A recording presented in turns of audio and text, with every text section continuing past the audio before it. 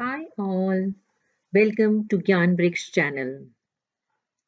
We are starting a new series of general knowledge to help you in your competitive exams. So, let's dive into the pool of knowledge and learn more about our country and the world. So, our first question is, when is World Wildlife Conservation Day celebrated? So, World Wildlife Conservation Day is celebrated on 4th December.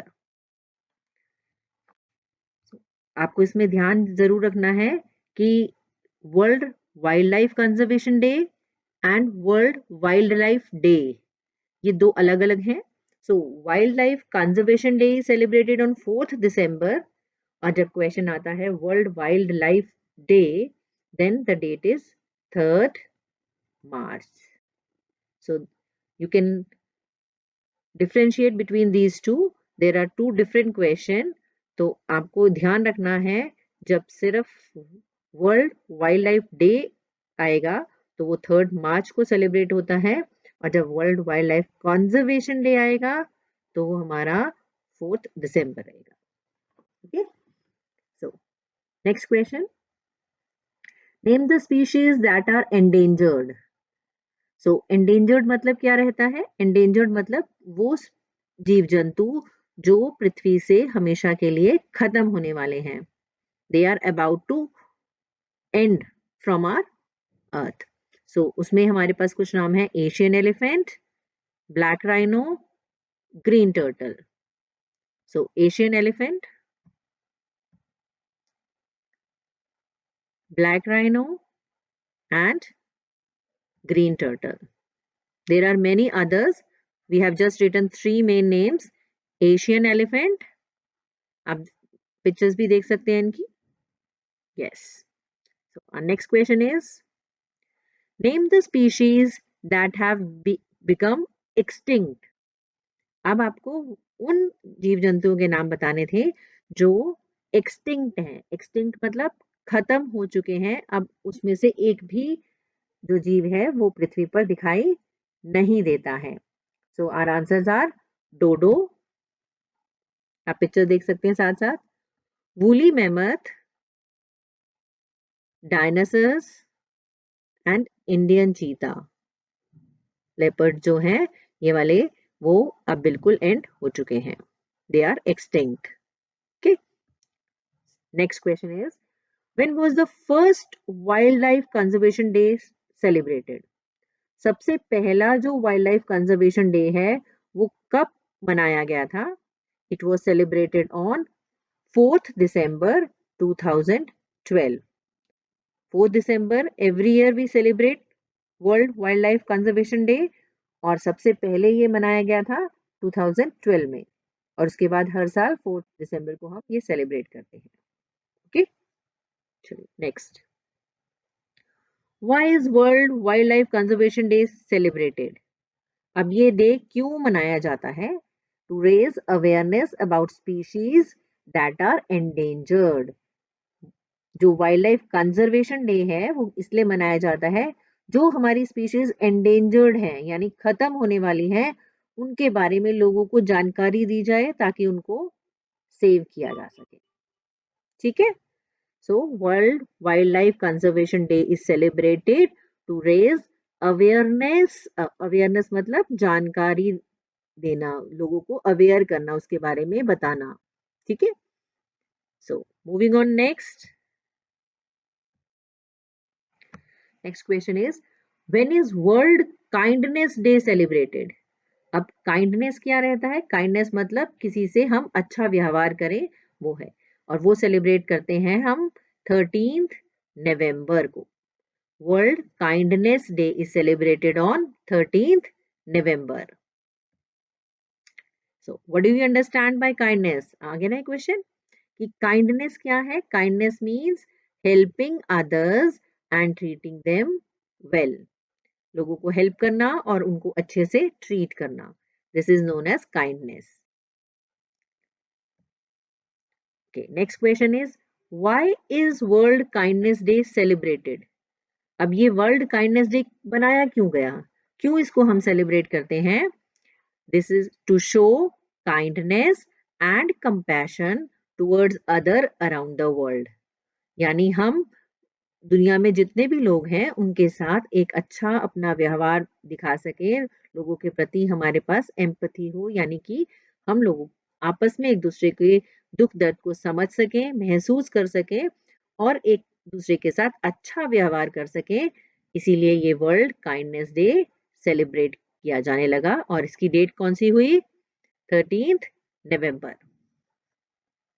चलिए next देखते हैं। When is National Unity Day celebrated? What is the meaning of unity? Unity means मिलकर काम करना, एक साथ। तो this is celebrated on 31st October। 31st अक्टूबर को हर साल नेशनल यूनिटी डे सेलिब्रेट किया जाता है। And what do you understand by the word unity? Unity का मतलब क्या है? Unity means we all live and work together as one। हम सारे जो लोग हैं वो एक साथ मिलकर काम करें, एक साथ जिए और एक साथ मिलकर काम करें। यानी हम एक दूसरे से कभी भी कोई हमें भेदभाव ना रखें, मिलकर एक दूसरे के साथ हम काम करें। So this is our national unity day. Okay, चलिए नेक्स्ट देखते हैं।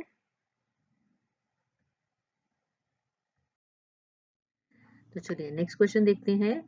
हु वॉज सरदार वल्लभ भाई पटेल? सो सरदार वल्लभ भाई पटेल कौन थे? He was the first deputy prime minister and home minister of India।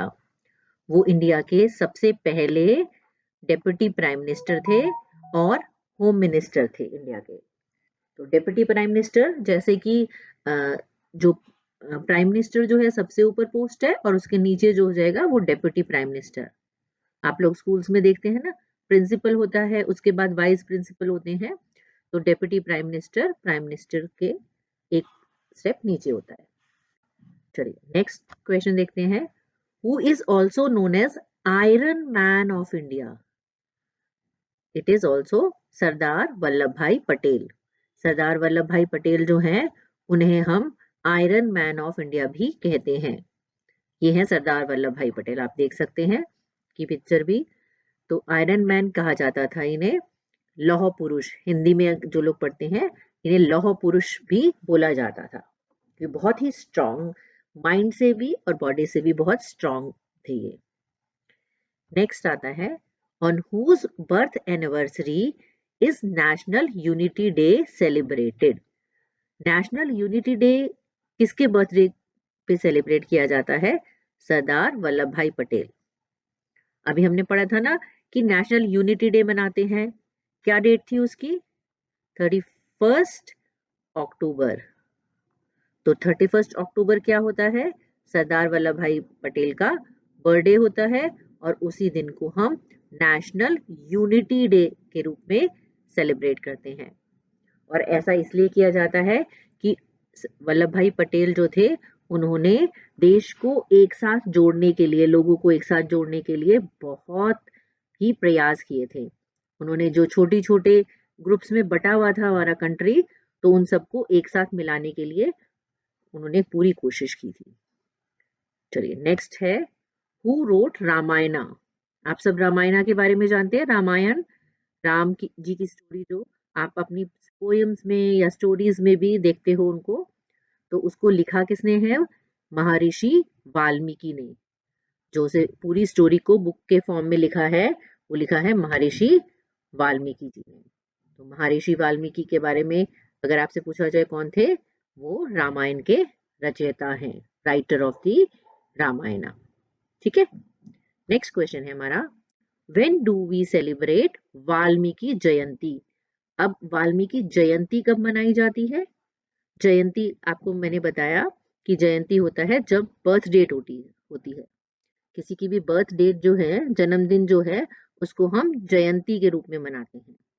तो वाल्मीकि जयंती जो है वो Purnima of Ashwin month, Ashwin month जो है हिंदी के में मंथ्स के नाम होते हैं, जो कि सितंबर से अक्टूबर, मिड ऑफ सितंबर या अक्टूबर में रहता है अश्विन मंथ, उसमें जो पूर्णिमा आती है, फुल मून जब होता है, तब हम वाल्मीकि जयंती सेलिब्रेट करते हैं। ठीक है, चलिए नेक्स्ट क्वेश्चन देखते हैं। Next question is who invented oral vaccine for polio. आपने सुना होगा ना पोलियो की 2 बूंद। और जो छोटे बच्चे होते हैं, जब पैदा होता है बच्चा, तब से लेकर जब वो 5 ईयर्स तक का रहता है तो उसे पोलियो की दवाई पिलाई जाती है। तो इसकी जो वैक्सीन बनाई थी, जो दवाई पिलाई जाती है, वो बनाई थी एल्बर्ट सैबिन ने।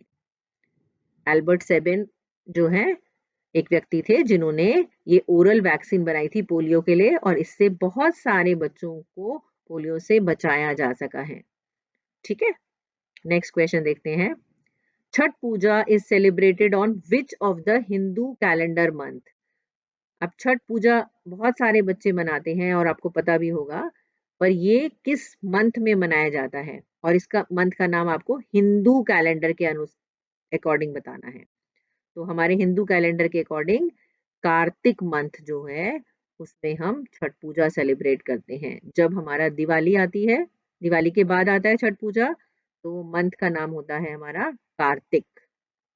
ठीक है, चलिए नेक्स्ट है, who was the founder of Azad Hind फौज।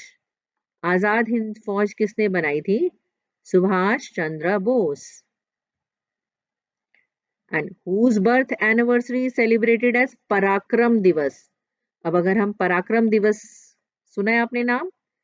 तो पराक्रम दिवस किसकी बर्थ एनिवर्सरी होती है, किसका जन्मदिन होता है? Subhash Chandra Bose. Subhash Chandra Bose was a freedom fighter, वो हमारे देश के एक फ्रीडम फाइटर थे, और उनका जो बर्थडे होता है वो पराक्रम दिवस के नाम से जाना जाता है। सो कैन एनी गेसेस कि सुभाष चंद्र बोस का बर्थ एनिवर्सरी कब होती है, कब है उनका birthday? Yes. So when do we celebrate Parakram Divas? Parakram Divas is celebrated on 23rd January. तो 23rd जनवरी को सुभाष चंद्र बोस का बर्थडे होता है।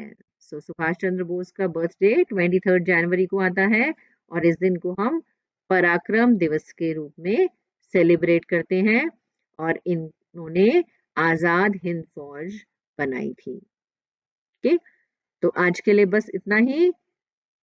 आप इन 20 क्वेश्चंस को अच्छे से याद कीजिए, रिपीट करके देख लीजिए, नोट करना है अपनी कॉपी में नोट कीजिए और लर्न कीजिए अच्छे से। This will help you a lot. Thank you so much for watching this video. I hope आपको ये वीडियो अच्छी लगी होगी और आपको बहुत सारी नॉलेज भी मिली होगी इसमें। So we will meet in another video with more questions, and till then keep practicing. If you like this video और आपको कोई अच्छी इन्फॉर्मेशन मिली है तो please like and share with your friends as well. So till then, bye bye.